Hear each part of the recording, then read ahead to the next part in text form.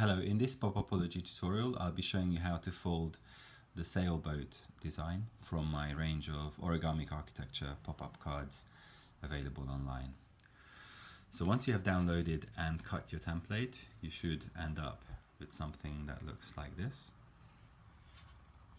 This is quite a simple fold, so it shouldn't take too long.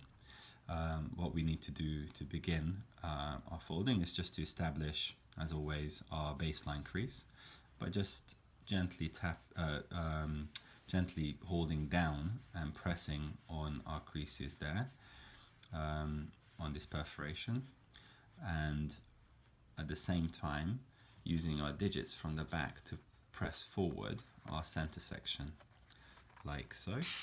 As you can see, I'm just using my digits from the back to support it, and as you're doing that, you're kind of holding down on the baseline as those volumes start to protrude and come forwards towards you, up to about this sort of shallow degree of fold. And then we just need to start to concentrate on the sail tab mechanism here, where we just want to press forward on our sail shape, but at the same time, once it's released, and it sometimes tends to kind of catch on this aperture behind it, so you just need to make sure it's released into the foreground there. And once you have that, you can just literally pinch across the plane quite close to this convergence of folds with one hand, and with the other hand hold on to your back plane and just nudge them ever so carefully together, just in incremental small movements, like so. As you can see, you'll start to establish the creases more and more, and once you've done that, you can just go back to establishing this valley fold crease, and the other one obviously on the other side, together by just literally pressing forward incrementally further and further. And as you can see, your sail shape will just want to come with you and deploy more and more in space. And once you get to about 90-degree fold, you just want to kind of concentrate on holding it stable with one hand, holding your card at that 90-degree level of deployment, and then zoom in with your other hand to kind of pinch these sections down, these small kind of mountain fold areas, by, if your hand can reach, just literally kind of pressing from the top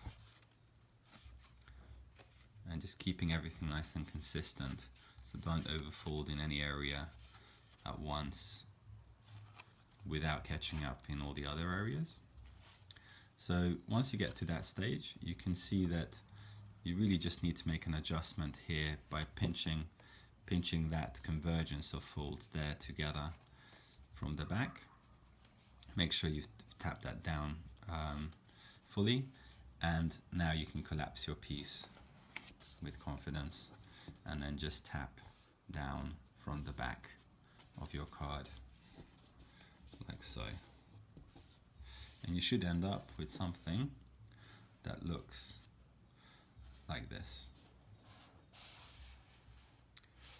And now it's ready really for your personal touch. And you can, if you want, complete your card by filling this void and covering it with a backing sheet. And I'd recommend using a colored transparency paper for this purpose. You can choose different colors. You can choose one to represent maybe the water, or maybe something to do with sort of sunlight conditions, but let's go with the sunny version. So you just need to place the backing sheet on the back and secure it with some glue tabs on the corners, and you do get a very interesting shadow and light play, as you can see if I hold it up against the light. But you get some very different effects. So if I was to change the color scheme, you get a much calmer finish with a blue background.